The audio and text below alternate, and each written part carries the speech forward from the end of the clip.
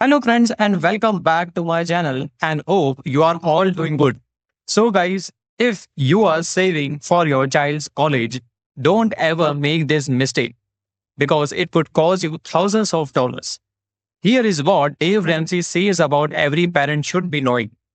Now, a lot of parents are asking whether they should stop contributing to a 529 college savings plan and switch to the new Trump account after the government's $1,000 contribution to every kid. That exact question came up on the Dave Ramsey show when a mom asked if she should move her monthly savings from her daughter's 529 plans into the new account. Now, Ramsey's answer was simple: keep using the 529. Why? Because a 529 offers one of the biggest advantages in investing. That is, it offers tax free growth. If the money is used for the qualified education expenses like tuition, books, or housing, you don't pay the taxes on the investment gains.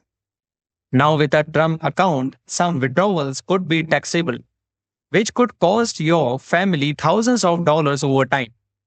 Now, a 529 also allows you to save much more for the college, and you can change your investments in one fund if not performing well. So, you are not locked into a single option. Now, that doesn't mean that the Trump accounts are bad. Free money is always a good thing, and they can be a great bonus as well. But experts replace a 529 if your goal is savings for the college. Now, the most important advice too is this: before putting extra money into your child's college fund, make sure you are investing at least 15% of your income for your own retirement. Why? Because your child can get these scholarships, grants, or even these student loans, but nobody is going to give you a loan retirement. So, guys, the bottom line is simple: retirement comes first. A 529 remains the best long term college savings plan for the most families. And the Trump account should be treated as an extra benefit, not a replacement for 529.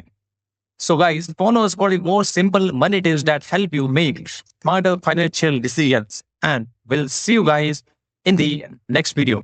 Thank you.